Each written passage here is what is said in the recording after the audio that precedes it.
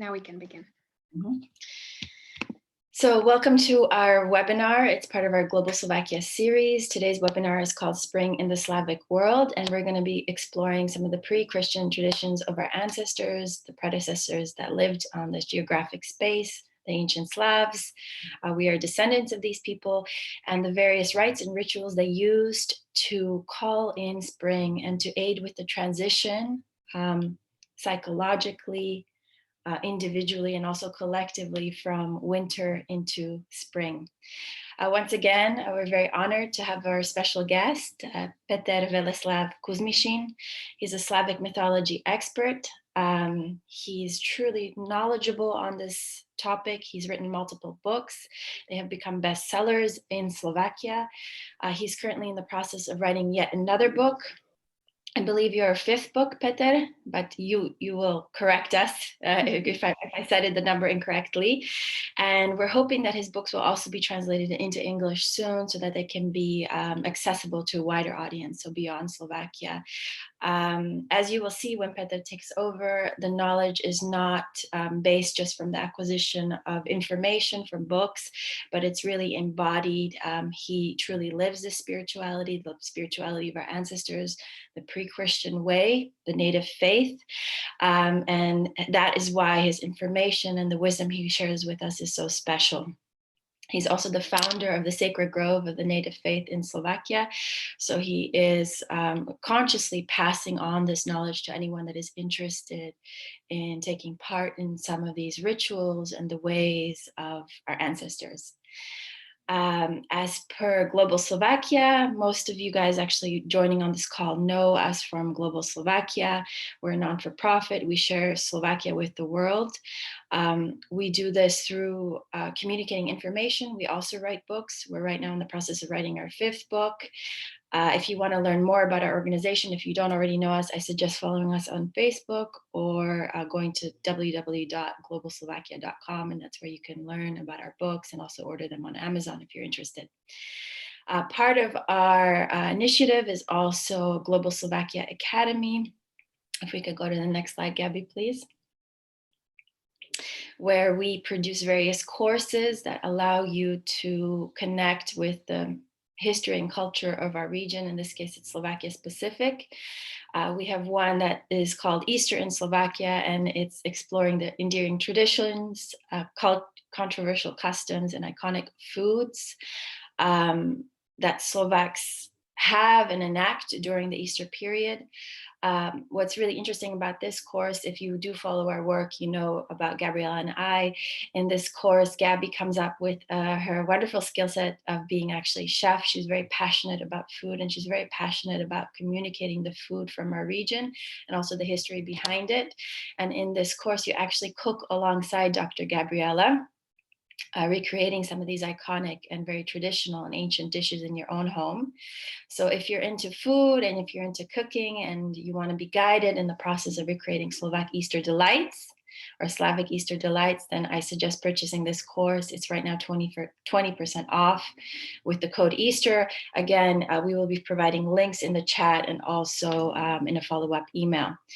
Now, for those of us that are joining from the Slavic groups, we also have a course for you. This is called Slavic Mythology Decoded, and Gabriella and I created this because we wanted to create a concise course that is a great introduction into the gods and goddesses of the Slavs, into some of their rites and rituals, and also giving you an opportunity to reenact and recreate these practices in present day, more through the angle of mindfulness, and aiding, for example, with seasonal transitions and such.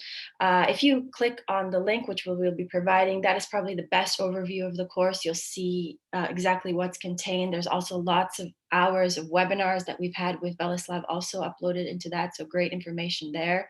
And we will be offering this course at 15% off with the code SPRING. Again, that will be coming in links and in the email if you're interested in learning more about Slavic mythology in a kind of bite-sized, fun way.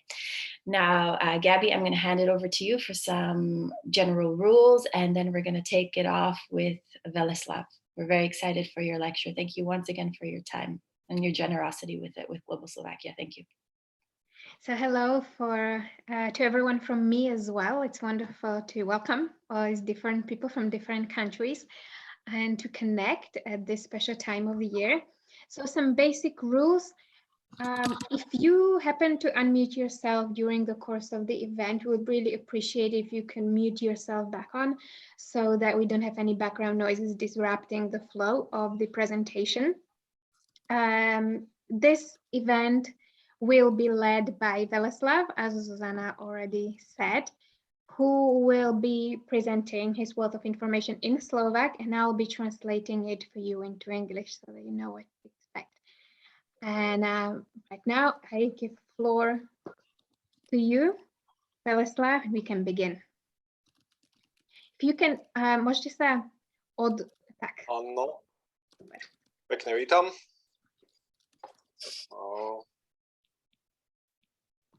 Vlastne bol som úplne krásne predstavený, takže hádam, prejdeme rovno k veci.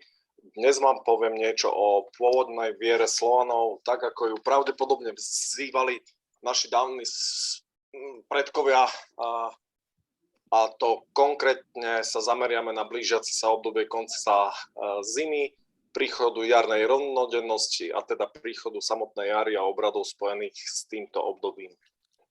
So today we will look at the end of winter, the beginning of spring ceremonies and the celebrations around vernal equinox and the ways that these could have been celebrated by our predecessors. So today we'll explore the native faith of the Slavs before the arrival of Christianity.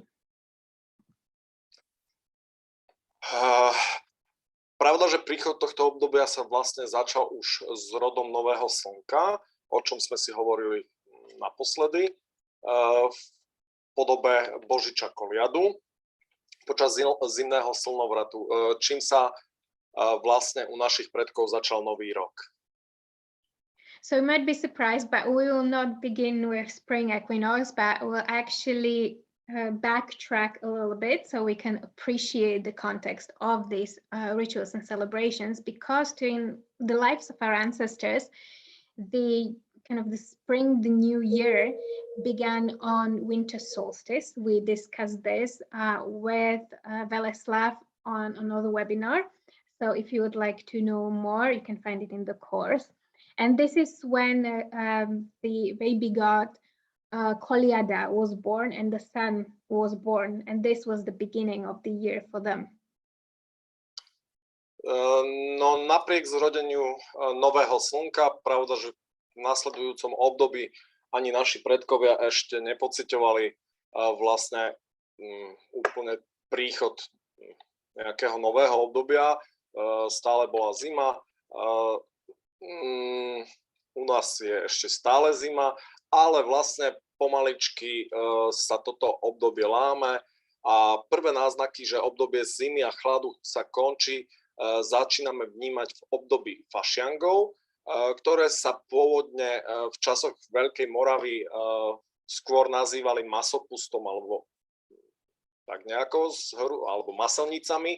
Až v neskoršom období v stredoveku tento slovanský názov bol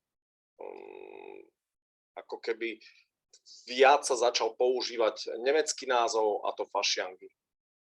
So although god Koliada, representing the sun, was born or reborn on winter solstice, it would take a while for people to feel the spring coming. Now, around the time of winter solstice, it's still cold, and it will be cold for months to come. The first the feelable beginning of a shift in seasons can be sensed during the carnival period, which in this part of Europe was back in the day called Miasopust, which literally means goodbye meat. In Eastern Slavic cultures, this is also known as Maslenica. And in Slovakia, this old term was later replaced during the Middle Ages with the German-based word fasciangi. So this is how we know it today. And that's kind of the beginning of noticeable shift in seasons. So the shift from winter to March to spring. Toto obdobie fašiangov je vymedzené nielen slnečným cyklom, ale aj cyklom mesačným. A vlastne v deň začiatku fašiangov poznáme ako príchod troch kráľov, čo sa týka kresťanskej tradície, tej slovanskej by sme to mohli skôr vnímať a možno aj kvôli tomu dochádza tam k ľahkému prechodu náboženstva, lebo zaujímavé na tom je, že často sa stretáme s podobnosťami v nastupujúcom kresťanstve a s pôvodnou vierou, kde vlastne v tomto období fašiangov boli tri hlavné sviatky po sebe nasledujúce a tie boli sviatkami troch najvyšších slovanských božstiev. So with this period of Shrovetide, Maslenica or Fashiangi is determined by sun and the moon cycles. So it's a period that is, not set firmly in the calendar. It begins on Three Kings Day, so that's January the 6th, and then sort of it continues until Ash Wednesday. And in the Slavic native faith, the period kind of peaks or escalates with three core holidays that celebrate the three core highest deities in the Slavic pantheon of gods, beginning with the Three Kings Day on January the 6th. Takže vlastne celé to obdobie sa začína troma kráľmi, čo môžeme považovať v tom slovanskom prostredí za sviatok božstiev Svaroga, Peruna a Velesa. So in the Christian tradition, čo by troch kráľov, kráľa horného, nášho a tak povediac podsvetia. So in Christian tradition, this is the Three Kings Day. But in the Slavic native faith, this day is linked to the triple deity, Triglav.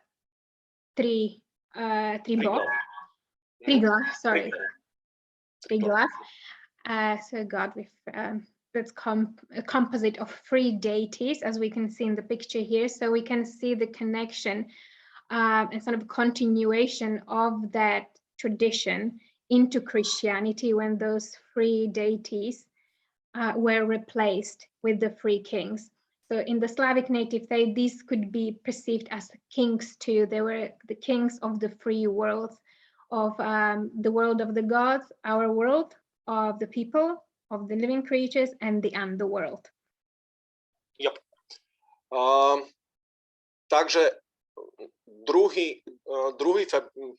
nasleduje po tomto sviatku troch kráľov, nasleduje vlastne 2. február, ktorý u nás voláme Hromnicami.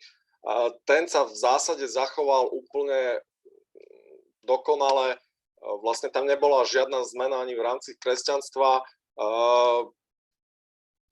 A tento sviatok Hromnic je pravda, že zasvetený bohu Perúnovi. Tento deň môžeme považovať za prelomový deň, ktorý je, povedzme, vyvrcholením fašiangového obdobia. So the second day that marks the period comes on February the 2nd. In Slovakia, this is known as Hromnice. And this sort of tradition of this day has remained unchanged throughout Christianity too. So this particular day was very well preserved, and it represents the peak of the Shrovetide season. And it is dedicated to thunder god Perun. Vlastne v tomto období sa vysviecovali sviečky, ktoré vlastne v tej slovanskej tradícii slúžili hlavne ako počas celého nasledujúceho roka ako ochrana pred búrkou, a vlastne kto mal takúto sviečku, v čase búrky ju zapálil na okne a Perún vedel, že do tohto domu blesk nie je vhodné vhodiť, lebo tam žijú pravoverní. So in the Slavic tradition, on this day, special candles were blessed. These were then used throughout the year to protect the house, namely to protect it from thunder and lightning. Hence the name of the holiday itself, Hromnice. Hrom is thunder in Slovak. So in a house where such a candle was lit during a storm, into this house, this was a house that was protected, and Perún would not strike it with its lighting, because this is where the followers of the native faith live. Toto celé také predjarné v podstate obdobie, ktoré predznamenáva príchod jary, je ukončené Welesovým dňom, Turoňom, ktorý je zhruba toho 12. februára. A tento deň vlastne celé to obdobie, tak povediac, ukončuje. So this is basically pre-spring period that already carries the promise of spring, but spring is not here yet. And this time of year is kind of closed off and finished with the day of Veles, which falls on more or less February the 12th. Toto je také ukončenie, čo sa týka slnečného cyklu. Toto celé obdobie však v slovanskom prostredí bolo ukončené skôr mesačným cyklom, a to vlastne novom druhým novom po zimnom slnovrate, ktorý zase v kresťanskom ponímaní prešiel do povedomia ako Popolcová streda, a tento deň bol zasvetený ohnivému bohu Svarogu. So this day, the day of Veles, marks the end of the solar cycle, but the Slavs were governed also by the moon cycle. So, and the end of that moon cycle is today known as Ash Wednesday, and that comes in the second new moon after winter solstice. And this day is dedicated to the sun god Svarog. So here we see the three deities embodied in that triglav that we mentioned at the beginning. We had Perún with Hromnice, then had Veles with the day of Veles, and Svarog on Ash Wednesday, as the day became known later on after the arrival of Christianity. Pozerám, že máte veľa naštudované už, lebo už ma skôr doplňate často, čo som veľmi rád. Dobre, takže ako už bolo povedané, vlastne v tomto období máme 4 sviatky, kde prvý je taký spoločný všetkých troch božstiev, potom nasleduje Hromnice, čo by Perúna, čo by vládca nášho sveta, potom je to Veles, ktorý je podsvetím, a nakoniec je to sviatok venovaný najvyššiemu bohu Svarogu. Zmyslom všetkých obradov a nasledujúceho obdobia je privolanie zmeny. A to hlavne zmeny prírodnej, a teda vlastne ukončenia zimy a príchodu jary. Mnoho obradov nasledujúceho obdobia však je spätá aj so zmenou duchovnou, či spoločenskou, alebo iniciačnou. So as we can see in this period, or this time of year starts with that kind of collective holiday dedicated to the multiple deities, and then as it proceeds on, each deity or each god gets their own day, so we just mentioned them. And this time of year was marked with rituals and customs that sought to call in that seasonal change. But it was also a time that was auspicious to sort of inner spiritual change, but also social change in the social status of individuals in the community. So this was the time for various initiation rituals as well. Ženám a dievčatám sa vlastne končilo obdobie pradenia priadok a tá napriadená priadza sa začalo obdobie tkania. To bolo tiež také významná zmena, že vlastne natkali sa nite a išlo sa vo veľkom robiť plátno. A táto zmena bola vhodná rovnako aj u mužov, a kde na zmenu spoločenského postavenia. A vlastne môžeme hovoriť, že počas fašiangov alebo počas toho predjarného obdobia sa z chlapcov stávali muži alebo mládenci, povedzme, z mládencov muži, z dievčatá devy a z diev ženy. Taký trojitý. A vlastne zo snúbencov často vlastne manželia, lebo tých fašiangov bolo často aj obdobím svadieb. So because seasons were transitioning, so were the humans, and so was the human world. And this took on some very tangible terms. So for instance, in the culture, in the society, in the families, this was the time when women stopped spinning wool and started to weave fabric. So for them, this was kind of an important and a symbolic end of one activity and the start of another. So end of one cycle, starting of another one. And at this time, sort of girls became teenage girls, and the teenage girls would become young women. So this 3 steps of the transition. And at the same time, little boys would transition to teenagehood and then to becoming young men. It was also at this time that weddings were organized. So people who were engaged, fiancés, would become a husband and wife as well. So that was all part of that principle of transition that this period of year was dedicated to. V práci alebo v takom mužskom svete, povedzme, ak bol niekto učňom, napríklad u kováča, tak bolo to obdobie kováckych skúšok, kedy vlastne z učňov sa stávali tovariši a z tovarišov sa stávali majstri. Pravda, že po urobení nejakých skúšiek a tak ďalej. A to sa týkalo viacerých, ale vlastne všetkých remesiel.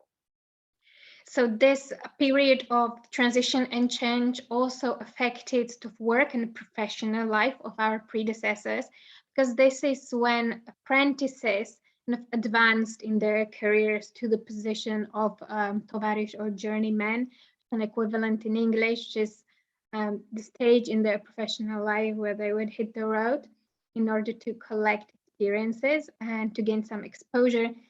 And after completing that stage, they would become the masters of their craft.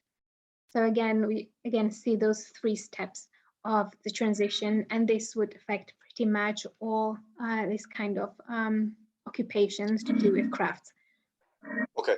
Aby sme išli rovno k tým rituálom toho obdobia, čo práve už vlastne rituály vykonávané počas 3 kráľov predznamenajú práve ten príchod nového obdobia, kedy sa chodilo na potok k tečúcej vode a naberala sa do džbánov alebo vedier voda, častokrát spôsobom, že 3-krát v smere, raz v protismere. A táto voda sa považovala za svätú. Dokonca aj kresťanská cirkev má v tento čas obdobie svetenia vody. Chvíľočku, zobudil sa syn. So while Weleslaw tends to his son, I'll translate.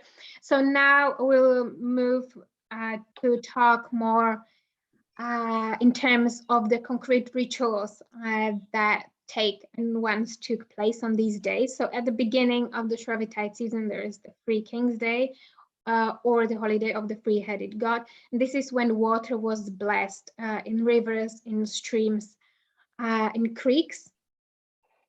This water was considered then blessed.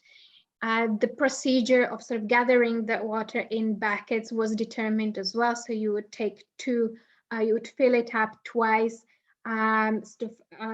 in the direction of the flowing water and once against it.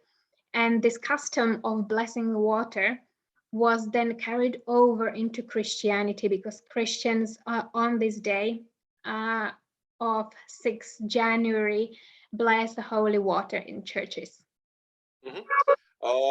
Vlastne táto voda podľa legenda, ja to mám odskúšané, sa nepokazí. Počas celého roku, ak ju naberiete a potom ju dáte do fľaše, tak vlastne ostane čerstvá počas celého roka a vlastne táto voda sa potom počas celého roka aj následne využívala ako svetená voda. Počas Sviatku troch kráľov sa vlastne vykropovalo obydlie a vydymovalo a robili sa také očistné rituály, ktoré mali vlastne vyhnať to nahromadené počas zimy a toho temného obdobia predchádzajúceho všetko zlo vonku preč a následne napríklad počas hromníc tam bol potom sviatok klzania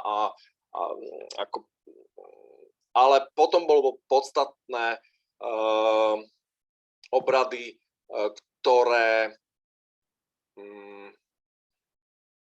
vlastne sa okolo okien, ale to už predbieham asi.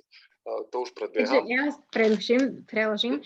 So this water was considered special, it was considered holy, sacred, and it was said, and Weleslaw tested it, that such water could be kept the entire year and it would never go off, it would never be spoiled. And so it was used in all kinds of rituals, but also in healing. And this water on this day would then be used to bless the dwellings that would also be cleansed using a smudge and using either sage or juniper wood to cleanse everything that had accumulated there during that dark season. So to cleanse all that darkness, all that is bad, rid the house of all that in preparation for something new. Tento sviatok troch kráľov a začiatok celého toho obdobia fašangov je plný rituálov a je v podstate aj preto, lebo je to spojenie troch kráľov, troch božstiev, ale zároveň môžeme hovoriť aj o už v dnešných časoch, vtedy sa to tak nevnímalo, ale aj troch energií, ktorý vlastne práve tá voda zastupuje vodu, vydymovanie zastupuje oheň, svaroga a potom je tam tretia vec, posväcovanie nejakej kriedy alebo zemského, alebo soli, ktorá zastupuje zem. A tou kriedou sa potom obchádzali okná, dvere a kresťania prebrali také, že písanie na dvere, tri mená. Takže vlastne ten znovu slovanské pôvodné veci tak trošku prešli s vývojom, ale zachovali sa v podstate do dnešných dní. This day is so rich, or was so rich in rituals, because it represented the merging of those three powerful deities, the three kings, but also of the three elements. So there was water, represented by the water ritual that we just mentioned. There was fire, represented by smudging and the smoke. And the last element, the earth, was represented by chalk or salt that was blessed on this day.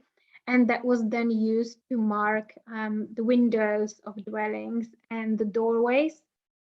Again, this was an act of protection, and this too, as the culture sort of evolved as Christianity came, this custom was absorbed into Christianity, and to this day, on January the 6th, you see processions of priests marking the doorways of people with the names of the three kings for the same purpose, for the purpose of protection.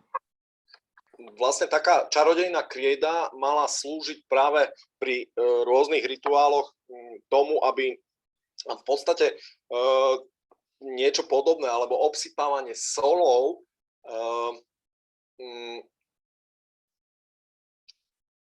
nachádzame to po celom svete, také niečo, kde vlastne ten zemský symbol, tá krieda alebo soľ vytvára bariéru, cez ktorú nemôže žiadna entita nepovzvane prejsť. To znamená, nemôže do stájne vojsť čarodejnica alebo do príbytku nejaký démon a tak ďalej. Hej.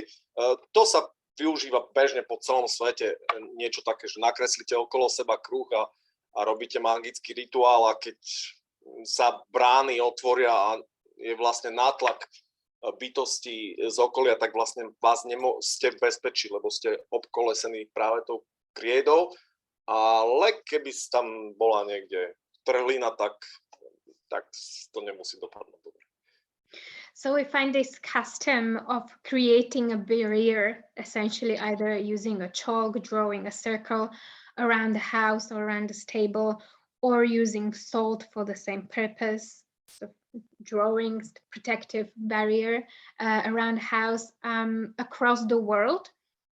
The meaning and the purpose of the ritual is pretty much the same. It's the protection, as Weleslaw specified. It was done so that no unwelcome entity could enter the house or the stable. So no witches, no demons that you don't want to have inside could not come in if the circle, the protective barrier was strong and undisturbed.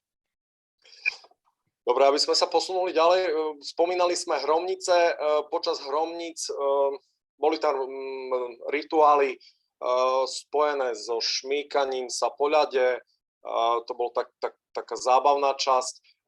Potom veľmi dôležitá bolo plieskanie bičom, čo vlastne malo navodzovať ten zvuk hromu, ale musíme poznamenať, že tieto biče sa často natierali masťou, ako keby symbolom hojnosti, a práve tým plieskaním to maslo alebo masť vlastne bola ako keby roztriekovaná do okolia a požehnávala celé to prostredie.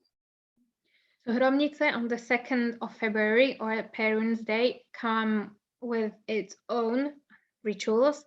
There is a fun component of sort of sledging on the snow or on the ice. But what was also done on this day was cracking whips in the air. These whips were first treated with tallow, and it was believed that when they were cracked in the air, this was invite the abundance, the fatness of the fat to shower down on the livestock and on the people and on the community. Ďalší sviatok, a to ten Weleslaw deň, známy ako Turoňov deň, vlastne tu sa stretáme s tými obchôdzkami po dedine, kde chodila maska Turoňa, povedzme maska Weleslaw, ktorá vlastne počas tohto sviatku pripomínala býka alebo medveďa, alebo prípadne nejakého starého človeka práve zosobňujúceho prapredka rodu alebo samotného Weleslawa. Počas tejto obradnej obchôdzky je táto bytosť, ktorá prichádza obradne zabitá, ale šibnutím prútika je znovu oživená. The Day of Veles, or the Day of Turoň, as it is also known, is characteristic with its processions. And during these processions, we see here the depiction of a more contemporary Slovak tradition. But in these processions, you would have a core mask representing Veles. This would normally take on the form of a bear or a bull, because Veles was the patron, the protector of wild animals as well as domestic animals. Or that mask could also be represented by an old man as the first ancestor, the ancient ancestor, and the representative of Veles himself. This mask would, during the procession, be ritually slaughtered, but then it would be brought back to life using a whip. Aby sme pochopili, čo sa vlastne počas toho obradu dialo, musíme pripomenúť, že Veles okrem toho, že bol kráľom podsvetia, alebo je kráľom podsvetia, je aj božstvom, ktoré sa stará o hospodárstvo, o poľnohospodárstvo, o dobytok, vlastne celú agriculture ako keby. A práve jeho obradným obetovaním, jeho v podstate krv posvetí, zvyčajne je zabitý na hnojisku, niekedy dávno, ale dobre, to je jedno. Vlastne jeho zabitie predznamenáva ukončenie jedného agrárneho cyklu a jeho znovuzrodenie vlastne začiatok nového agrárneho cyklu. Z minulosti, z minulých stretnutí vieme, že sa po dome v rámci koliadu roznášali aj prútiky zelené a prútikmi sa potom švihol ten turoň a bol znovu zrodený.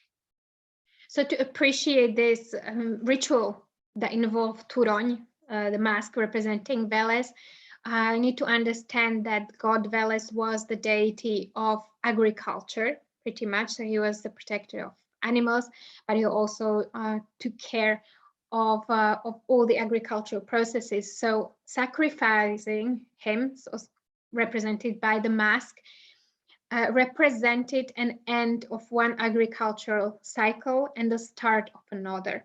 And that start of another was brought about by the green whip that people used to resurrect the turoň back to life.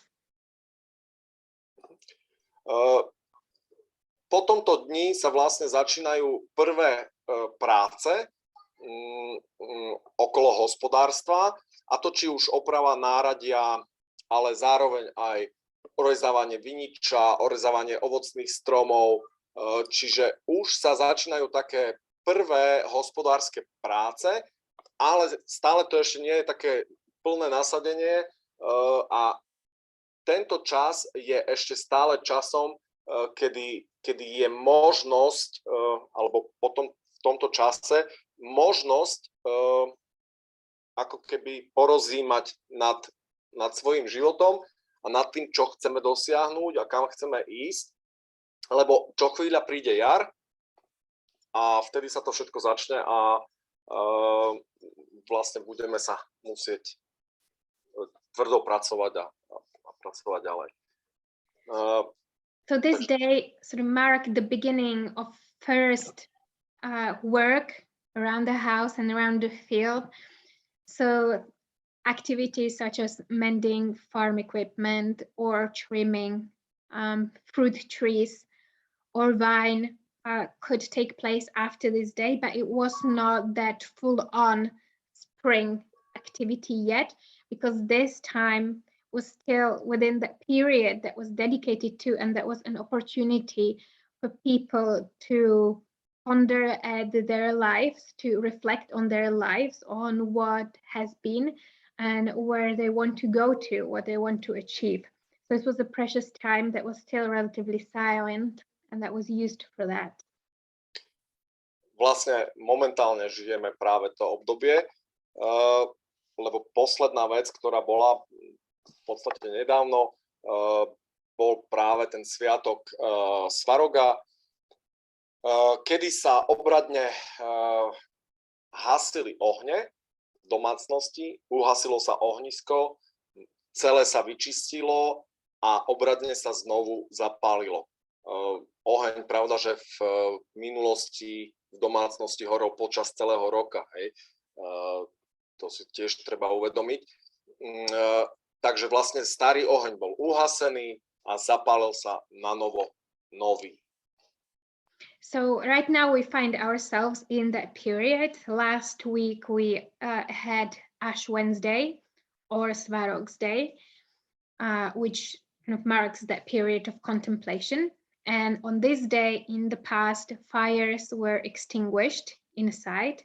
To understand kind of the extent of this act, it's important to realize that fire would be burning inside throughout the year, like all year. So it was in constant use. So to extinguishing that old fire was an important ritual act. And then the fireplace would be cleaned. So again, we're ending something old, we're cleaning it away, and the new fire was lit, starting something new, a new cycle. Vlastne čo chvíľa, to máme možnosť si už znovu zažiť, lebo sme v tomto období, kedy vlastne o týždeň je jarná rovnodennosť. Vlastne jarná rovnodennosť v rámci slovanskej tradície bola jedným z najdôležitejších sviatkom celého roka. Tak. So we just had the Ash Wednesday, and in a week's time we will have a vernal equinox or spring equinox, which marks another very important day in the Slavic year, if not the most important day and the most important celebrations and rituals of the year. Pravda, že pre našich predkov tento deň bol značným dňom v kalendári, ale celkovo vítanie jary alebo celého tou jarnou rovnodennosťou ako keby začínalo, lebo ako sme hovorili, v rámci rituálov bežia vždycky súbežne dva systémy, slnečný a mesačný, a práve v rámci slnečného tá jarná rovnodennosť ako keby spúšťa obdobie sviatkov a obradov, jarných obradov. To potom vlastne prešlo aj v rámci kresťanstva, že jarná rovnodennosť je síce najdôležitejším a mesačnému sa jarnej rovnodennosti povedzme o 2 týždne neskôr do sviatku, ktorý všetci poznáme ako Veľká noc.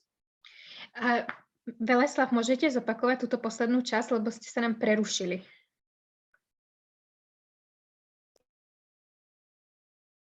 Aha, dobre. Ospravedlňujem sa. Nič som neslačil. Nie, to bolo asi len signálom. Dobre, čiže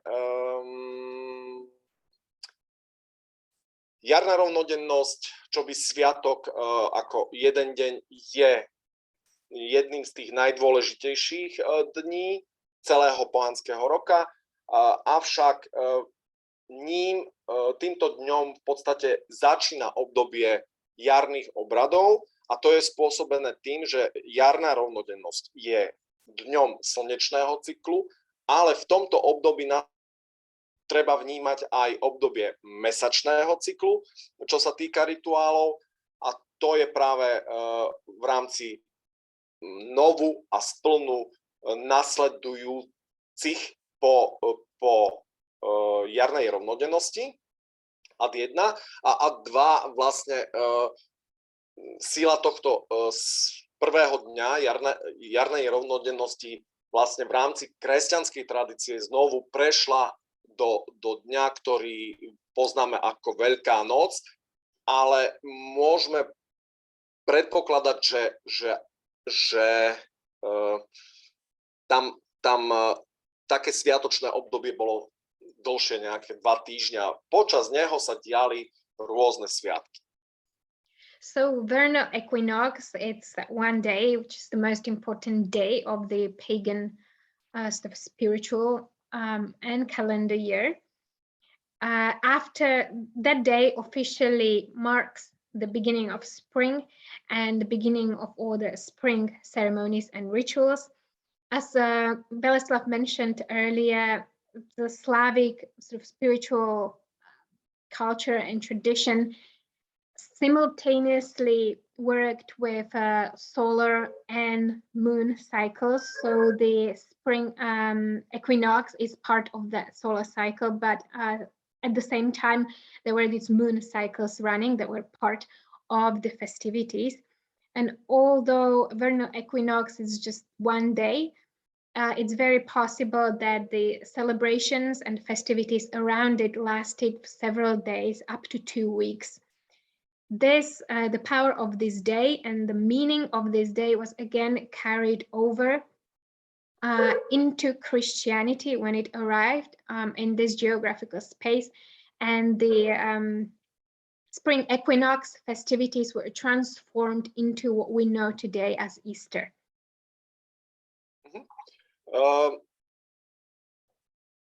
Takže vlastne po obradoch jarnej rovnodennosti prichádza nov mesiaca a to je veľmi významný a zachovaný sviatok vlastne pálenia moreny, ktorý je vlastne prvý nov po jarnej rovnodennosti. To je sviatok moreny, kedy sa vlastne pálila a dodnes vlastne sa v našom prostredí ešte stále zachoval tento sviatok. Ako pálenie moreny. So mention the solar cult or the solar cycle.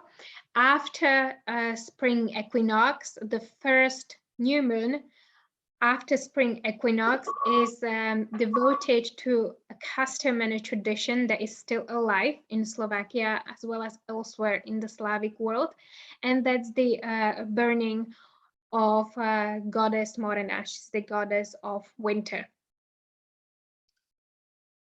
A s tým pálením to netreba brať ako, že tej bohyni sa ako keby že sa ničí, ale skôr je to potrebné chápať, že tá bohyňa Morena je žiadaná, aby odišla z nášho prostredia a práve odchod z nášho sveta do iného sveta, do podsvetia je najlepšie možný práve cez oheň alebo prípadne utopením, čiže vhodením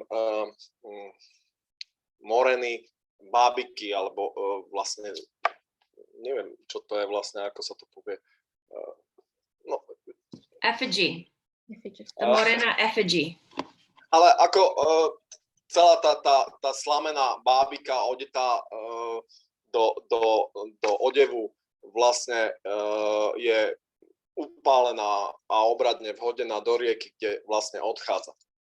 Ale nie je to akt násilia, ale akt prechodu. Hej. To treba tak poznamenať. So on this day, an effigy that's dressed as morena, it's made of straw, is either burned or drowned. But this act is not to be understood as violence. You know, it's might have some connotations to burning of the witches. Like, rather than violence, this was an act of transition because goddess Morena was asked to leave this world and into the underworld. And that transition was in Slavic culture facilitated by the transformative fire or the drowning. So this is the core of the custom. vlastne v slovanskej tradícii všetky obety pri všetkých rituáloch sa často posielajú Bohom práve vhodením do ohňa alebo vhodením do rieky alebo zakopaním. Alebo zase v rámci veterných nejakých vecí sú obrady, kde sa zavesia na strom, kde visia a vlastne vlajú vo vetre. A to je vlastne ten princíp obetovania, ale nie je to akt násilia ako taký. So in fact, the sacrificing or giving anything to gods in the Slavic tradition would happen in a similar fashion. So either the whatever was given to gods was put into fire in order to deliver it to the gods, or it would be given to water to take it to them, or it would be buried in the earth. So again, this is not an act of violence, it's an act of sending it off to the other world. It was an act of transformation. Takže vlastne tento čas komodíc a príchodu jarnej rovnodennosti už nie je časom očakávania, ale časom, kedy samotná zmena naozaj nastupuje. Takým jedným sviatočkom v tomto období je obrad stretenia. To je, robili sa, alebo v ten čas je počuť, ako keby sa vtáci zobudili alebo znovu prileteli a robili sa rôzne také, piekli sa také pečiva v tvare vtákov. Vlastne sa radovalo z príchodu vtáctva, ktoré práve predznamenali, alebo ktoré vlastne poukazovali na bežiacu zmenu v prírode. So vernal equinox, or komodice as it is known in this part of the world, was no longer about anticipating of a change as the rituals before. This was the arrival of a change itself. So that's why it was an important day in the Slavic tradition. And after that, several days of celebrations followed and rituals. And one such small ritual that's beautiful to mention because it's filled with joy and hope was dedicated to birds, because on a certain day, we again hear the bird song. So it seems as if the birds awake back to life or return to this part of the world. And so people celebrated that with joy and with bakings of little pastries that were shaped as birds. So that's an example of one of his rituals that you'd have in this period. Potom ďalším takým práve v rámci jarnej rovnodennosti, vlastne prvý jarný deň, dievčatá sa chodili do ľadovej vody kúpať, kde vlastne prosili Vesnu, prípadne samotnú bohyňu lásky ľadu, aby im priviedla mládencov, o ktorých mali záujem. V tomto období tiež sa vydymovali obydlia borievkou, šalvíou. Oh my God. Pardon. Môžeme pokračovať. Mm-hmm. So another custom, another ritual that would be enacted by girls, young women, they would bathe in fresh water on the first day of spring, which would still be freezing cold, in order to call on the goddess of spring, Vesna, but also Lada, the goddess of love, in order to attract men that they were interested in into their life. Again, houses and dwellings would be purified using smudge smoke from juniper or sage in order to be cleansed. Vlastne v rámci tohto obdobia do jedálnička prichádzali jedlá, ktoré boli zelené, a to či už napríklad praženica s čerstvou žihľavou,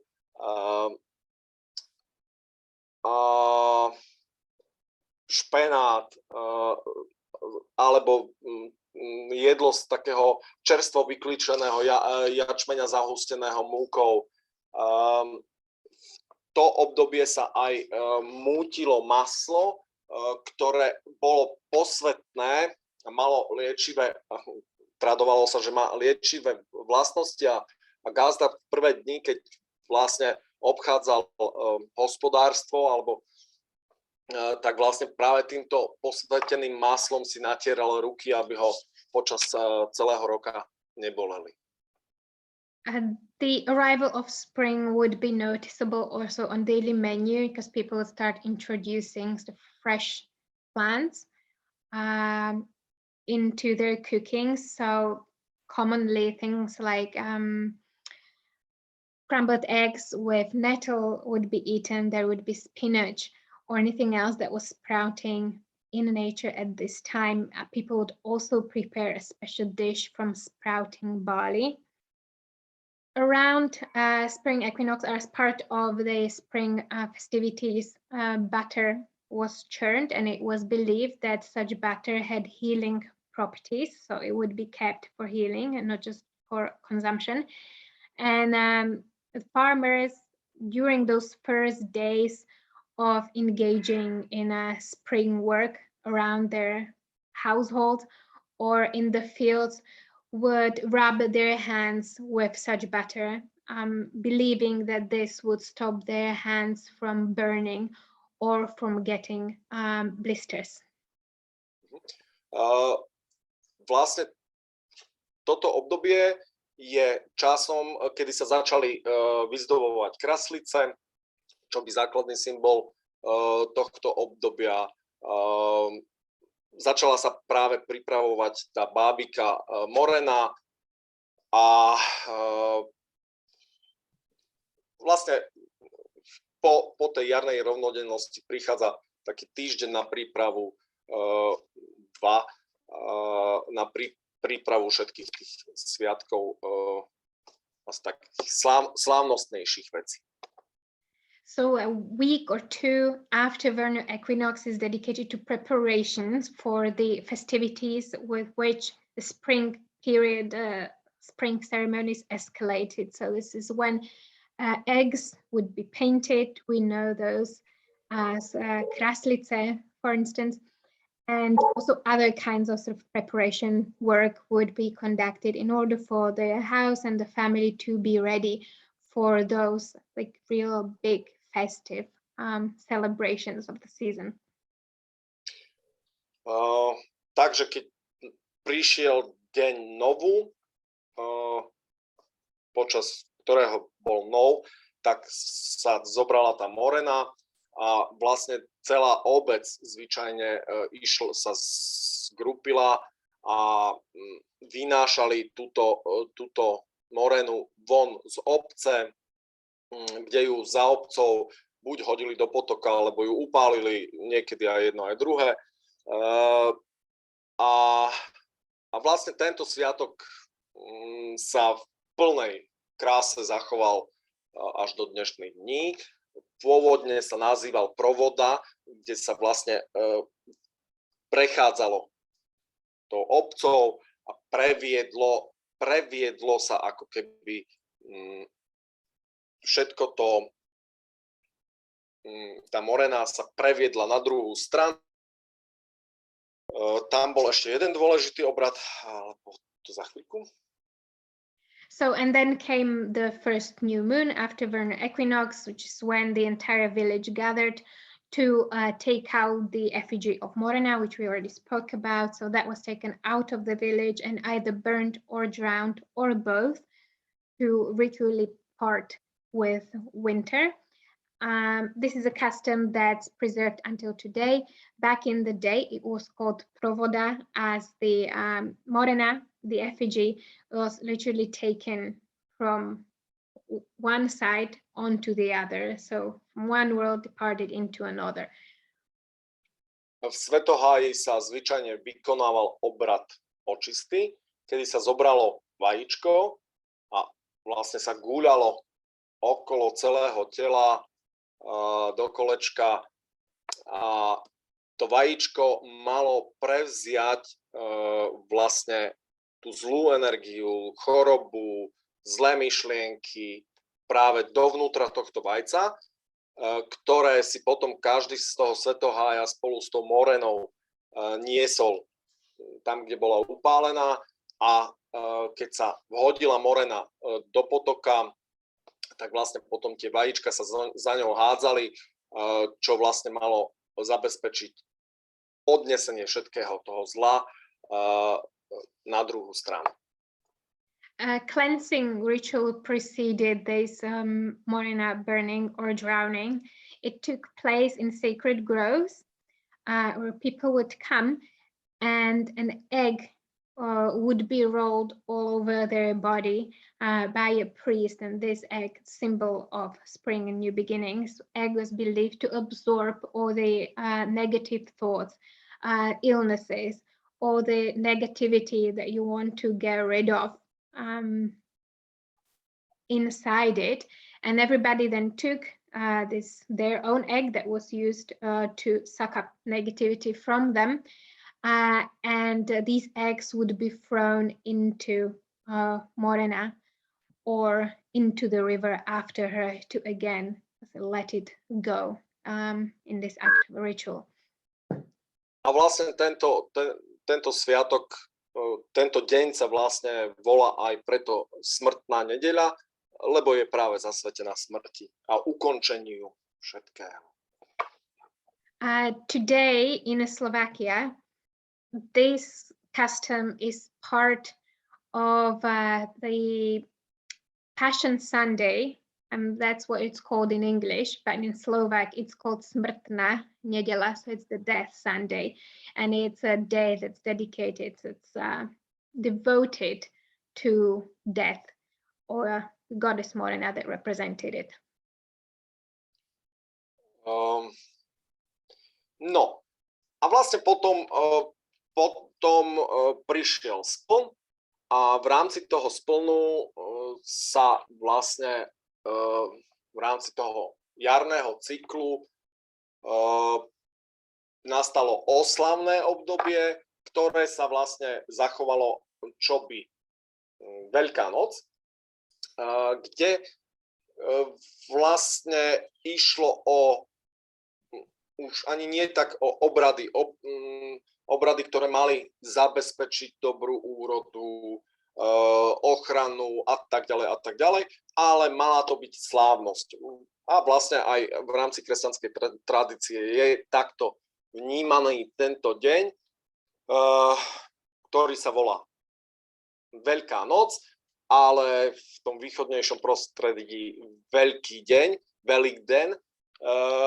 A práve v tento deň sa hlavným tým obradom bolo požehnávanie jedál.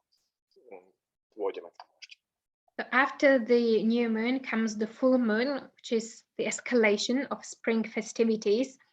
This day is no longer about enacting rituals in order to protect or in order to call in good harvest or so on and so forth. This is truly a celebration. And today is known in Slovakia as Veľká noc or Easter, so it's a great night. Further east, this is called Velikdeň, so a great day. And the core ritual on this day was blessing baskets full of food. So let's split that. Vlastne jednalo sa hlavne o syr, mäso, mlieko, pravda, že chlieb, vajíčka. To sa vlastne dávalo do košíka, tak ako v minulosti sa to nieslo do svetohája, kde tamojší žrec vlastne vysvetil práve tou vodou z troch kráľov, vysvetil toto jedlo, požehnal ho, čím týmto obradom vlastne bol to aj obrad znovu zrodenia, zasvetený rodovi, tomu najvyššiemu božstvu a vlastne začalo sa sláviť a potom v to dni vlastne ešte nastupujú obrady očistné, ktoré vlastne poznáme ako olievačka, ten Veľký pondelok a tak ďalej. Za chvíľku si už sa blížime ku koncu, takže si to tak. So this day was dedicated to God, who was kind of the Father God, the God of gods, the first God, the creator of all. And on this day, people would pack up eggs, cheese, bread, such things, and they would take it to the sacred grove where it would be received and blessed by a priest using the holy water from the Free King's Day. And this practice is still kept in Slovakia and elsewhere in the Slavic world on Easter Sunday. Pretty much the same thing happens. People take the baskets full of food to church to be blessed.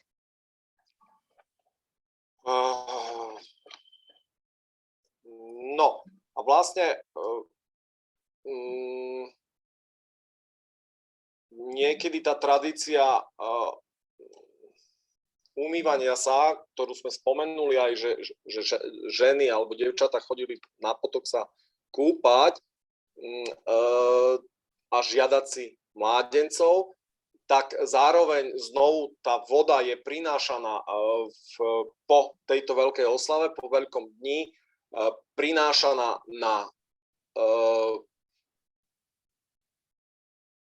do domácnosti a vlastne sú ňou oblievaní a obfrkávaní nielen budovy, ale aj ľudia, čo znovu sa zachovalo vlastne ako oblievačka. Keď sme spomínali, že počas túroňa tam bol prútik, ktorým sa švíhal ten túroň a znovu sa vzkriesil, tak u západných Slovanov skôr ako olievačka tam sa používa práve ten prútik alebo korbáč, ktorým sa tiež ľudia navzájom tešili a vlastne to má im dodať zdravie a silu do ďalšieho obdobia. So after this day came more rituals dedicated to cleansing, and these two survived until today, and they are known as the perhaps most controversial customs of Europe. So remember when we talked about water, women or girls going into rivers to bathe in order to ask for men. This practice was also kind of connected to what happened after the Velikden, where people were bringing in this water into their households and they were kind of sprinkling it around, sprinkling it on themselves in order to bless each other with good health and prosperity and protection. That happens until today, and this custom is part of the Easter Monday festivities.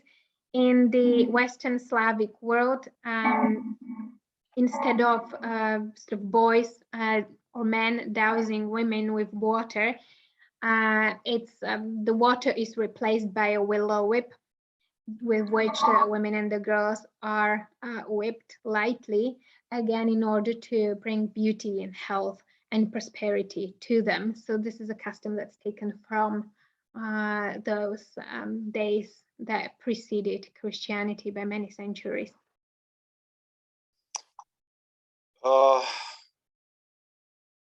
Takže toto je také jarné obdobie a potom nasleduje ešte obdobie medzi jarom a letom.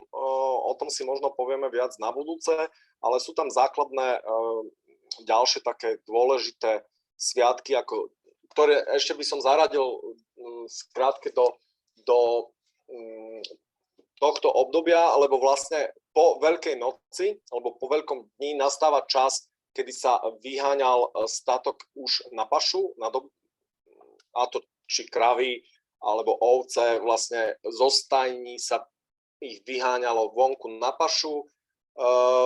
Často tam bolo rituál, že tie zvieratá museli prejsť cez žeravý uhlík práve z novo zapáleného ohňa, z pece a znovu ten statok sa vyháňal práve tým čarovným prútikom, ktorý sme už spomínali.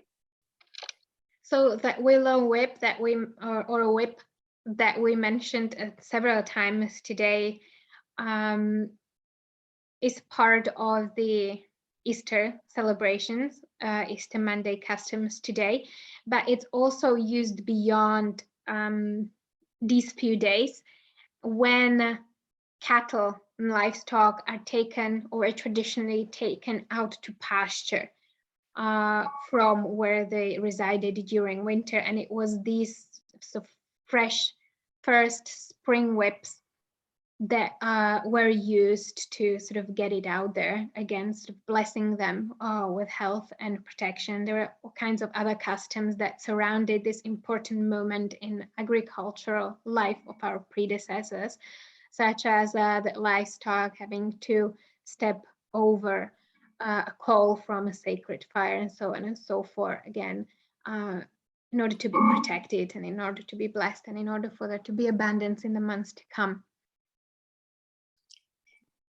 Takže s týmto by sa dalo ukončiť toto jarné alebo predjarné v podstate obdobie, ktoré následuje jarné obdobie, kde je sviatok hada, stavania máju a tak ďalej, ale to si asi povieme možno v ďalšom stretnutí. So after this day, which is basically the beginning of spring, start or come further spring rituals and celebrations, including building of the maypoles and so on. But this is something that will hopefully, we hope so too, address in another webinar. So at this point, I would like to thank you for patience. I hope that you enjoyed the presentation part of the webinar, and I would like to open it up for questions and answers. Prekvapilo sme to stihli do hodinky, tak akurát už to mám tak dobre načasované, mám taký pocit. So, Zuzi, do we have any questions in the chat? We do, but I would actually really like for the people to jump on screen to ask their questions. So if we could just open it up and you turn the camera on and ask the questions to Weleslaw, that'd be great. You can raise your hand or just go ahead and unmute yourself, and I will locate you and you can ask your question live. Okay, so we just have one right now. Michelle, would you like to ask the question on video? What is the meaning of pussy willow? Okay, no. Aký je ten význam bahňatok? Bahňatko je to, ale na západe už kvitnú. Tak ja mám za oknom ešte zimu, akože k bahňatkám je ešte ďaleko. Ale vlastne bahňatka sú práve ten prútik čarovný. Vlastne to boli také prvé zelené konáriky, o ktorých sme práve hovorili. Vlastne je to obradný prútik, ktorý prináša život. Ten zelený prútik vrbový alebo lieska tiež v tomto období kvitne. Čiže v dnešnej dobe sa to tak zacielilo hlavne na tie bahňatka, ale v slovanskej tradícii to neboli len vrbové prútiky, ale aj lieska, ktoré boli prvé zelené a vlastne prinášali ten život. A práve, ako sme už spomínali dnes, tieto bahniatka slúžili k znovu zrodeniu napríklad Welesa počas Turoňa, potom vlastne práve nimi sa vyháňal ten statok na pašu alebo zostajní, čím znovu sa posväcovalo vlastne ten dobytok. Bahniatko je vrbový prútik a práve korbáče, ktoré sa pletú, čo sa týka obradu olievačky a šibačky, tiež je to vlastne vrbový prútik, čiže ono v tejto fáze to je zakvitnuté a vyzerá to takto, ale vlastne v neskoršej fáze je to znovu obyčajný prútik, ktorý sa pletie do korbáča a vždycky má vlastne symbolizuje práve tú čerstvú novú energiu, ktorá je prinášaná skrz neho do našich životov.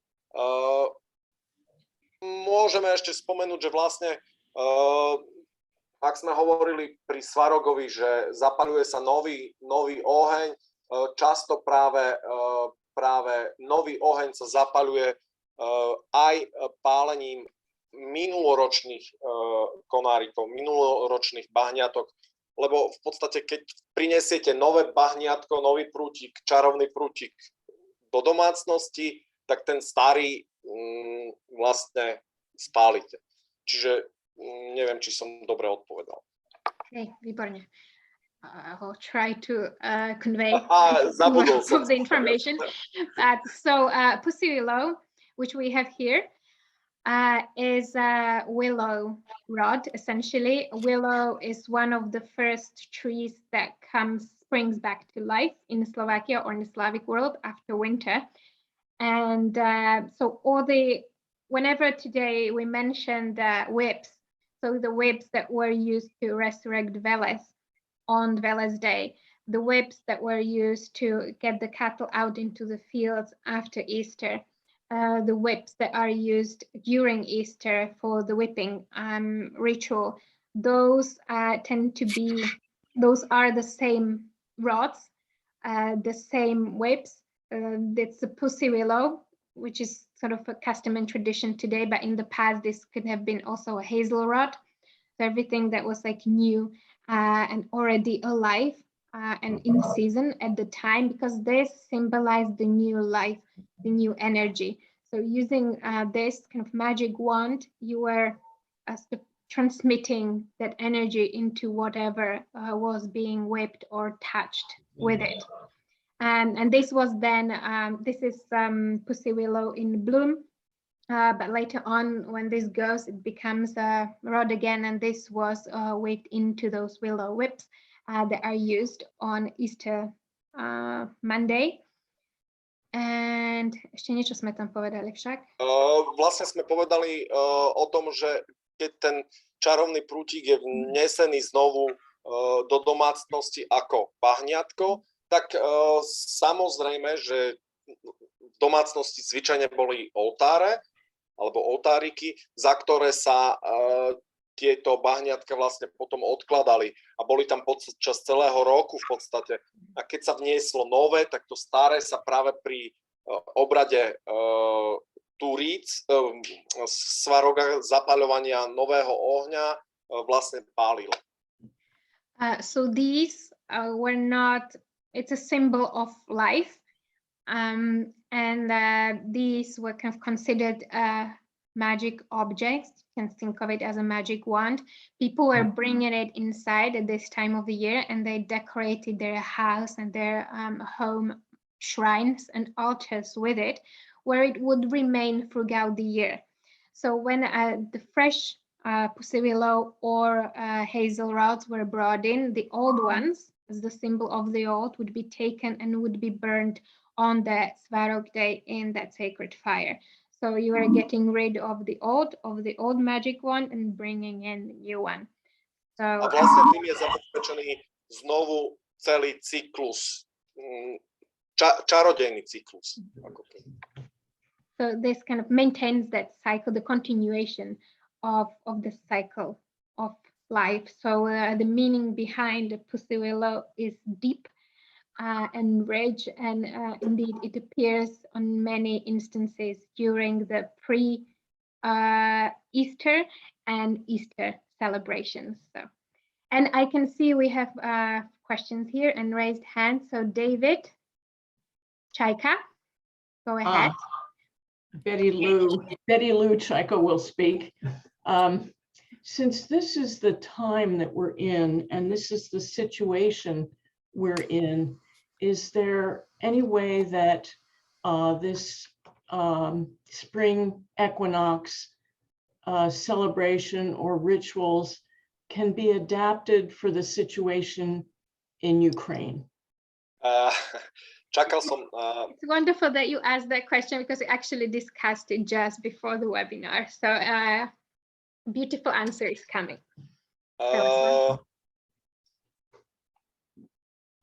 Yes, but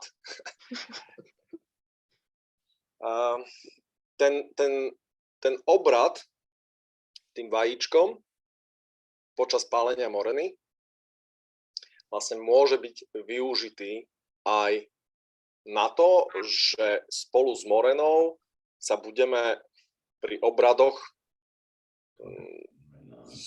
rozímať práve aj nad touto vecou. Ja vlastne pripravujem u nás v Svetoháji stretnutie a vlastne pálenie moreny. Majú prísť nejakí ľudia k nám do Svetohája a budeme vykonávať tieto obrady.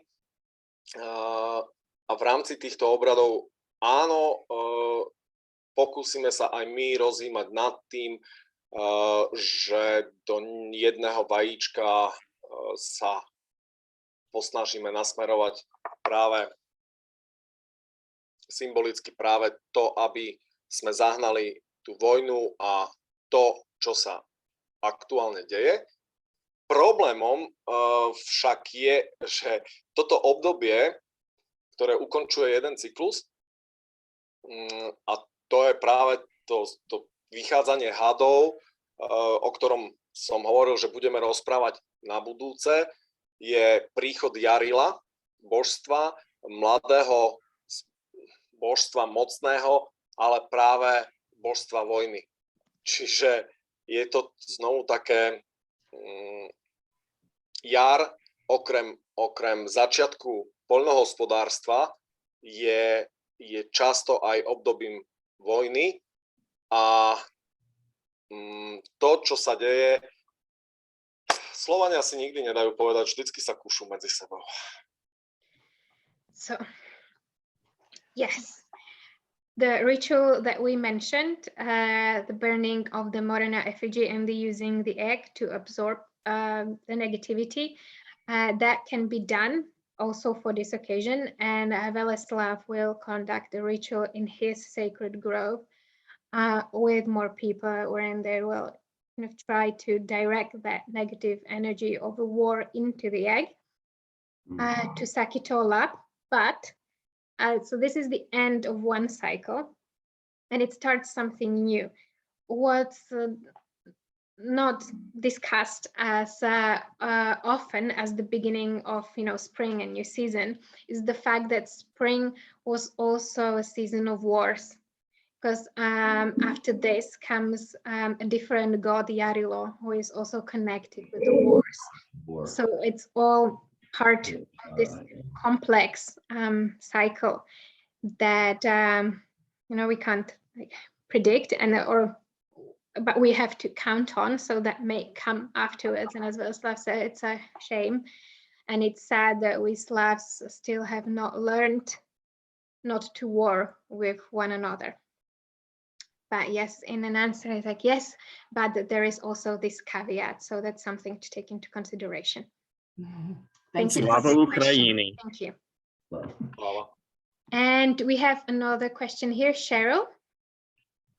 Good morning. I'm calling from California. Sorry, that's a deep subject that you just shared. Thank you for sharing it. My question is the food preparation, and is there any pictures of showing what's on the table as they're preparing different types of items and all the artwork, the beauty of the eggs? Is there something else that they're decorated with in the fabric, or some costumes of the rituals of what they've worn during that time, just preparing for Easter? Je treba? Any images? No, ešte nie je čas, kedy vlastne by som mal čo ukázať, lebo vlastne to príde až o týždeň. Mám na oltári nejaké drevené kraslice, ktoré používam celoročne, ale ak som správne pochopil, čo sa týka jedla, tiež sme vlastne už spomínali, že v tomto období sa jedia zelené veci, hlavne tým, že napríklad tá čerstvá prhľava rastie a vlastne to sa tiež mixovalo s vajíčkami. Potom vlastne pre toto obdobie je príznačná, neviem, ako sa to povie po anglicky, či to vôbec dáte, ale hrúdka, kde je to vlastne syr robený z vajíčok. A často sa práve tieto syry, alebo aj z kravského mlieka, keď sa robí syr podobnou technikou, tak vlastne do neho sa často v tomto období dávajú zelené koreniny, kde ten syr môže získať tú zelenú farebnosť. Čiže tam traduje sa, že vesna má zelené krídla a všetko sa vlastne tak zelená a tým pádom do tej zelenej aj to jedlo ide, ak to nie je plesen, dúfajme, ale to neprekladajte. Ale neviem, či som dobre dostatočne odpovedal. So I'll continue with the translation. So Weleslaw at the moment doesn't have any items to show you because it's not the time yet for it. That will come in a week. But he did said he had some wooden kraslice, wooden eggs that he uses in rituals that I assume he's bringing now. In terms of food, so the menu would be dominated by eggs and by the color green. Also, it was said that Vesna, the goddess of spring, has green wings, so that was kind of transmitted into what people ate. And needless to say, all these fresh young plants started to be available to them at this time of the year, such as fresh nettle and so on. So they would consume that. That would be part of their meals. There are the wooden eggs, beautifully decorated. Toto sú drevené vajíčka, ktoré sa používajú pri obradoch. Beautiful. A možno, ak máte tie vajíčka, lebo oni sú červené. Má tá farba význam? Vlastne červené vajíčka a práve takéto drevené kraslice sa dávali aj do hrobov a vlastne oni symbolizujú to ohnivé zlaté vajce, zlaté alebo počiatok sveta v slovanskej tradícii sa hovorí, že vznikol z vajca, v ktorom bol rod spiaci, tam stvoril ľadu a potom, keď im bolo vajce malé, tak vlastne sa ono všade okolo toho vajíčka bolo chladné more a to vajce bolo žeravé, lebo tam bol ten rod, boh, ten prapočiatok, to žeravé. A v zásade v tradícii sa hovorí o zlatom vajci, ale zlato pre domácnosť je dosť drahé, vždycky bolo. A tak tá červená tiež symbolizuje práve to žiarivé vajce. So I will return to the food because I haven't finished completely what Weleslaw shared before, but to the egg that he was showing. As you could see, it was red. And these kind of red wooden eggs were also placed in graves because the red color and the egg has a profound meaning in Slavic mythology and Slavic tradition. It's said that everything, the entire universe, and everything that has ever been created comes from an egg in which God Rod, who we mentioned when we were talking about Easter, the god of gods, slept, floating in the sea of chaos and darkness. And within the egg, while still in the egg, he created goddess Lada, the goddess of love. And when the egg grew too small for them, they kind of expanded beyond it and they started to create the world. In the tradition, it's said that this egg was golden, but to recreate a gold color in humble conditions would be quite an undertaking. So instead of golden, this kind of the vibrancy of the life and the principle was symbolized by the red color. So red Pravda, že ďalšia vec, krv je červená, čiže tiež tá základná životná farba celé je červená. Also red is the color of blood and of life, so the red eggs also carry connotations of that. So red was considered a very powerful color, so often those Easter eggs or the decorated eggs were colored in red for these reasons.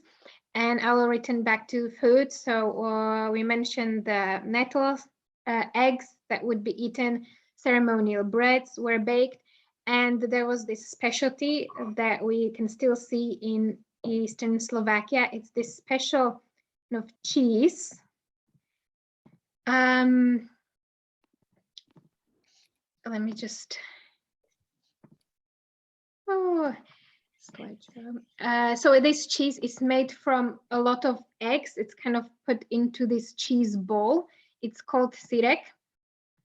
Often this is part, people also put this like red herbs and green plants and green herbs that they find around them at this time of the year. So it gives it, sometimes the color of this cheese ball can be green as well. And this is also part of that Easter basket food that's blessed and then eaten. And if you'd like to know more about the food, so this many of those foods that we mentioned, we also prepare in our webinar, in our course, Eastern Slovakia. So we have video recipes for that. You can follow along and you can prepare them yourself. So that might be of interest to you. And thank you for the question. I'm glad that we got to share a little bit about the food, but also about the Easter eggs and their decorations. So do we have any more questions? Oh, yes, there is Beth Masura. Hi, I'm really curious about how you go about identifying and really understanding these original traditions when so many elements have been absorbed by Christian rituals now. Like, how do you distinguish among the history of all of these really interesting stories and practices? Preložím? Nepochopil som presne otázku, že ako rozlišujete tieto rituály, ktoré sa potom stali súčasťou kresťanstva, že ako ich je možné, ako ich identifikovať, že patria do tejto doby?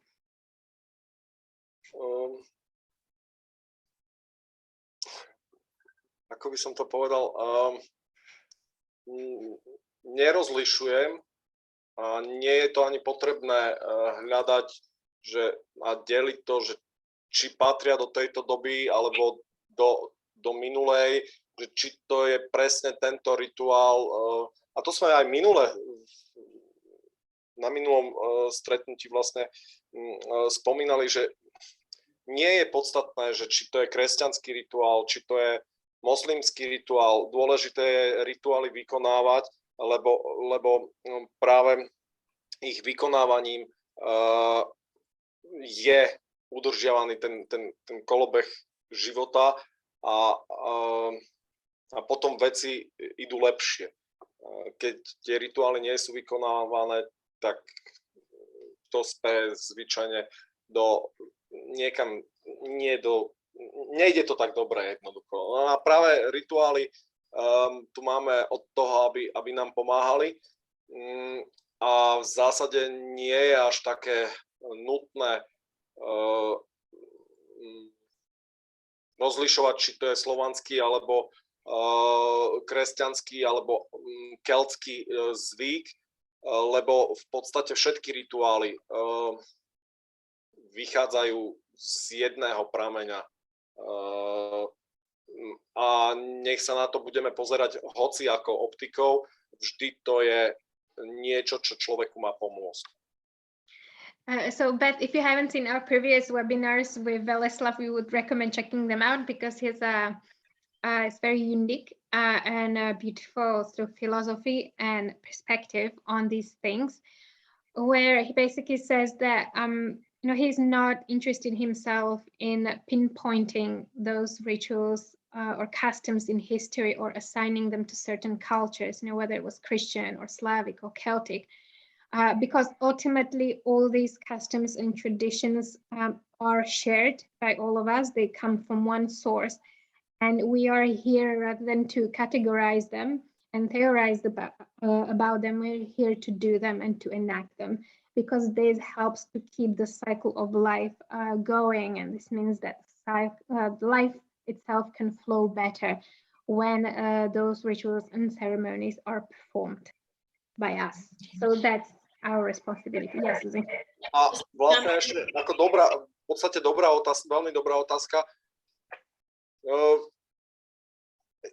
Je pravda, že zase áno, môžeme robiť to, že prispôsobujeme si všetky rituály, nech majú pôvod kdekoľvek, k svojmu obrazu, k svojmu cíteniu, a transformovať ich lebo všetko v duchovnom, aby bolo živé, musí sa vyvíjať.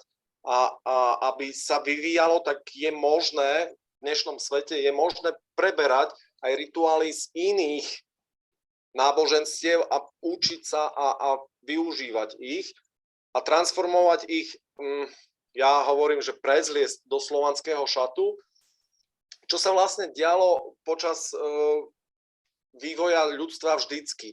Tak a vlastne moja práca je často o tom, že ak prišlo kresťanstvo do nášho prostredia, prevzalo slovanské rituály a prezlieklo ich do kresťanského šatu, ja sa často snažím prezliesť späť tieto rituály, s ktorými sa stretám, alebo ktoré sa ku mne dostanú späť do toho slovanského šatu. Ale v zásade, ako som už minule povedal, nie je podstatné, aké rituály, pokiaľ sú akože svetlé, nie temné, lebo dá sa vykonávať aj to, ale majú smerovať k našej pomoci, čo ste už vlastne povedali. So another sort of aspect of the answer to this great question is also that the humans have and always have had this ability to kind of absorb and observe different customs and rituals around them and adjust them to suit their needs, to suit who they were. And this is how sort of these customs and rituals evolved, because as in nature, so in the human world, what isn't evolving isn't alive. So in order for it to be alive, it has to evolve. So practices, customs, and cultures were passed around, they were adjusted, they were transformed, they were tweaked to be tailored. And Christianity came, as Weleslaw said, customs were dressed in Christian clothes. What he is doing now is kind of taking what he sees, what he knows about, what he encounters, and sort of dresses it back into the Slavic clothes, but ultimately it's not so important where it comes from. What matters is that we do them and that we continue this tradition. Suzy, did you want to add something? No, sorry, it's much more trivial, but you mentioned Weleslaw's previous webinars that he's held with Global Slovakia, but those are actually not online, so they're only available. I put the link is if you purchase our Slavic mythology course, and that's where you'll be able to access the hours and hours of recording that we did with Weleslaw, where he talks about all this knowledge. Yes, we talked about this in depth on one of the previous. Viete, som postrehol jednu otázku, na ktorú by som chcel odpovedať. Thank you, Beth. Že why springtime when wars can happen? Je to práve prebudzaním tej energie v človeku. tej novej energie, kedy počas zimy je ako keby tá energia uzavretá a práve keď prichádza jar, tak má tendenciu vyraziť. A to okrem tej životodárnej energie, ktorá hýbe svetom, v ľudskom ponímaní častokrát je práve tá silná energia, ktorá vyráža znovu, je využívaná práve na vyrazenie do boja. A to je jednoduchý princíp, lebo vtedy tej energie ako keby je najviac, je nahromadená počas zimy a zrazu má priechod. A práve vtedy preto jar je spojená aj s vojnou. Preto príchod, ale zase na druhej strane je to prirodzená vec, aj tanku sa ide ľahšie po rozmrznutej zemi a ako po snehu a aj vojakom sa lepšie bojuje počas toho, keď majú, nie je im zima a môžu sa venovať práve boju.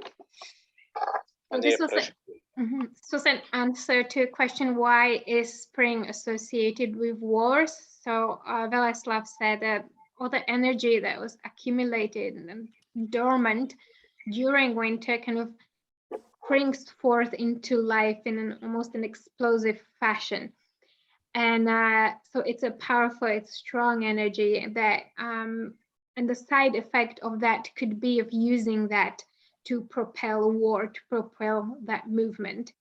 That kind of, that the process of just like when a tree suddenly springs forth with new leaves, it's that kind of energy that war can be grounded in. But there is also a pragmatic dimension to this. It's easier to wage wars and for soldiers to march after winter, when there is no longer snow, when there are no cold, when they can proceed with greater ease. So hence this kind of double, the deeper, the spiritual aspect of spring wars and the practical one too. So thank you for asking that question. It's an interesting one. Is there anybody else who would like to ask a question live? I'm scanning the chat as well.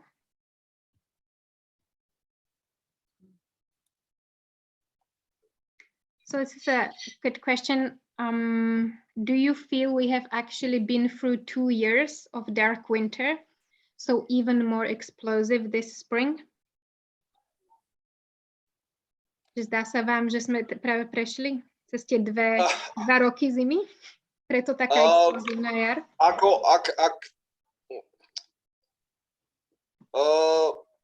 No, vojna tu relatívne 40 rokov nebola, ako zabrdli sme do niečoho, ale dobre. Áno, aj to môže byť práve dôsledok. Vždycky, keď je niečo, základný vesmírny princíp, základné rodové pravidlo je, každá akcia má reakciu. A áno, 2 roky sme vďaka korone boli nejako uzavretí a stlačení. Trošku tá korona ako keby povolila a to práve dáva tiež možnosť toho prieniku, tej nahromadenej energie nie vhodným smerom, ale taký je život. So yes, it also could be seen through this lens. So we were 2 years in a period of if we were dormant, we were suppressed into our little worlds and our shells because of the pandemic. Now the rules and the restrictions eased up a little bit. And one of the basic principles says that every action has a reaction. So this could be the reaction to that, or sort of channeling all that accumulated energy in a way that's far from ideal or desirable. So we will take one more question. Is there anyone who would like to ask? Radšej by som odpovedal, čo sa týka náboženstva ako vojny. Let's not discuss the war anymore. Let's end this on a high note, in the spirit of spring that will nourish us in the weeks and months to come. So would anybody like to take that question? No pressure.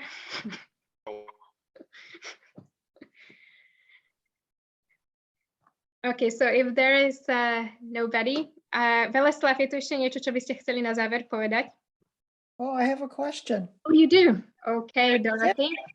Yes, my question, talking about all these rituals, what about the special songs that would have been sung tied into these rituals? Beautiful question. Thank you, Dorothy.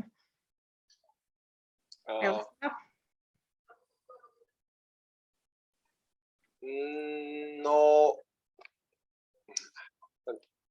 ja veľmi spievať neviem, ja radšej hrajem na buď bubon počas tých rituálov, ktoré vykonávame v Svetoháji, tak ja skôr používam bubon alebo koncovku, ale problémom s piesňami v dnešnej dobe je v tom,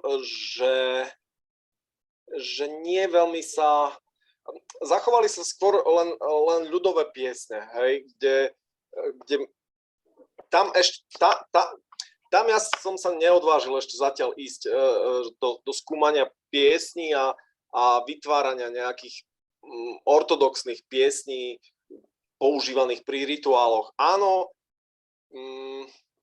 pri väčšine rituálov je spev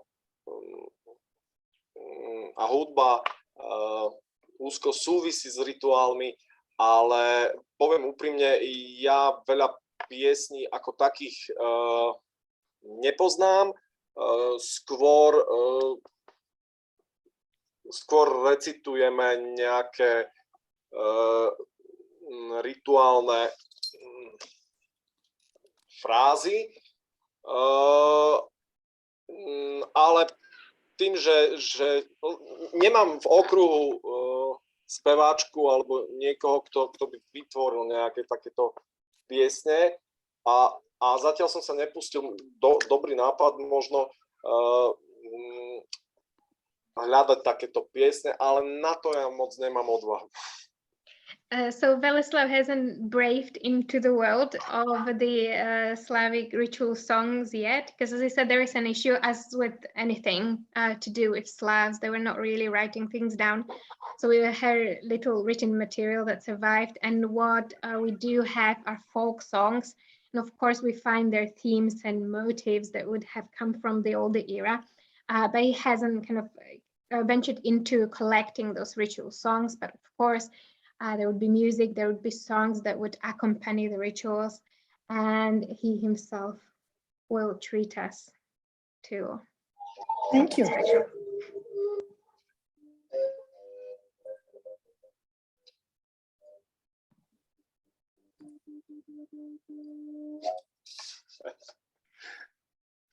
So as Weleslaw said, he doesn't like to sing because he's not a great singer during his rituals and ceremonies, but he either plays drums or pipes,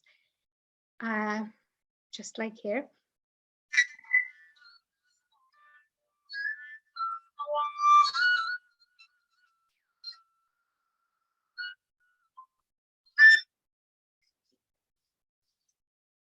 So if you come to Slovakia, perhaps you can join him in his sacred grove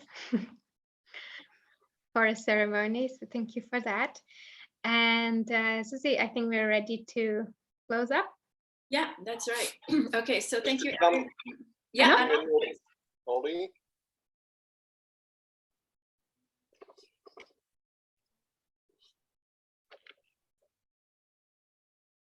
Holly sa hlási, myslím.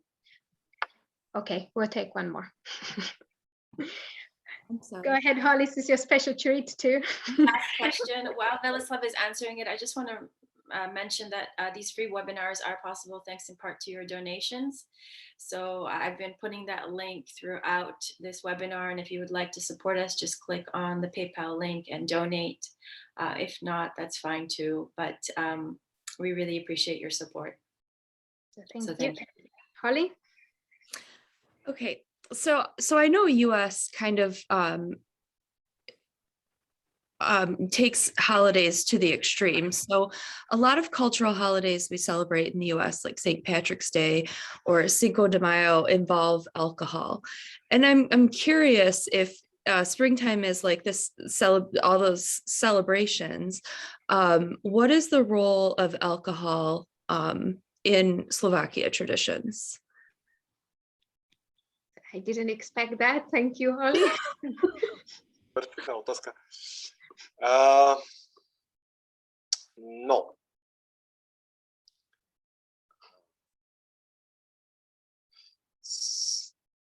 Okrem mňa a ľudí okolo mňa sú aj iní, ktorí sa tiež zaoberajú obnovou slovanských tradícií.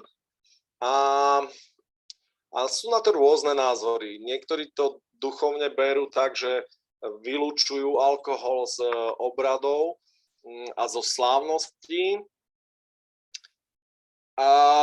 Lebo niekedy na počiatku, kedy sa začal aj na Slovensku taký boom slovanských tradícií, dosť často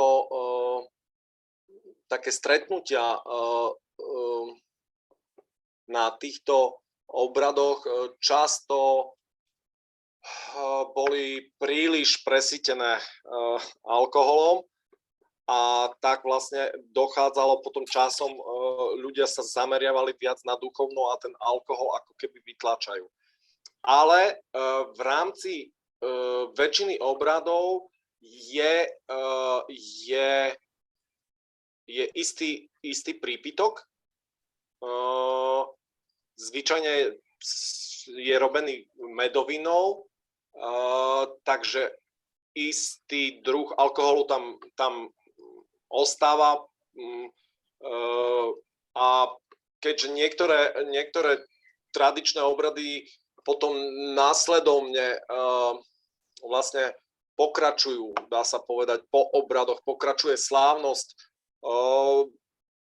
Povedzme si úprimne, v stredoveku bol nedostatok pitnej vody ako takej a dosť často sa počas celého dňa popíjalo ľahké víno. Práve ako, čiže ten alkohol vylúčiť keď sa nad tým zamyslíme, je súčasťou prirodzenou. A ja nie som zastancom toho, že vylúčiť ho úplne, ale je to otázne, že do akej miery a kedy ho použiť a využiť. Aj alkohol a povedzme úprimne aj drogy môžu byť istou cestou a môžu byť využité. Vždycky ide o to, čo vieme a môžeme využiť a čo potom sa zvrháva. Čiže vždycky je tam tá otázka miery. Okay, so there are different views on this. So some people in the circle, in the Slavic native faith, are very against alcohol and its use in rituals and ceremonies, because at the beginning, when there was this revival of Slavic native faith, it often featured disproportionate amounts of alcohol, and alcohol kind of pushed out the spirituality and suppressed the main purpose of these celebrations. But on the other hand, even during his ceremonies, there is often a toast or shared drink that would customarily be mead. So there is a little bit of it. As per our ancestors, throughout the Middle Ages, there was a lack of portable water that was safe to drink. So in the festivities that followed ceremonies, people would be drinking light wine and so on. So it was part and parcel of life. So Weleslaw is saying it's not for banning alcohol altogether, but there are certain limits, and it's important sort of how we use it, not just alcohol, but other substances sort of should be used sort of with certain purpose, but also within certain limits, so as not to kind of, so that's not the prime thing of the custom and the rituals. Thank you, Holly, for that. We ended on a truly Slovak and Slavic note. Thank you all for coming and for joining us today. Thank you, Weleslaw. This was our 4th, I believe, webinar together. We will be hoping to bring you more to cover stuff late spring and early summer festivals. So follow us on Facebook or check us out on the website www.globoslovakia.com to stay in touch and stay in the loop. We wish you a beautiful spring, wherever in the world you are.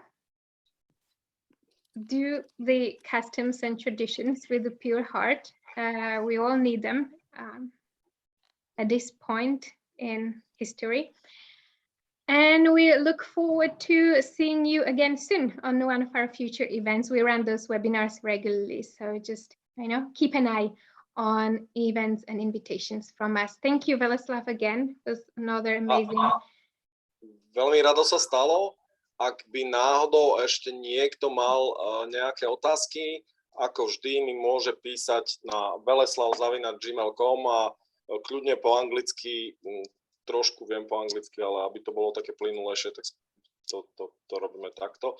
Ale budem rád, ak sa budú pýtať, hlavne čo sa týka duchovná, slovanstva a týchto vecí.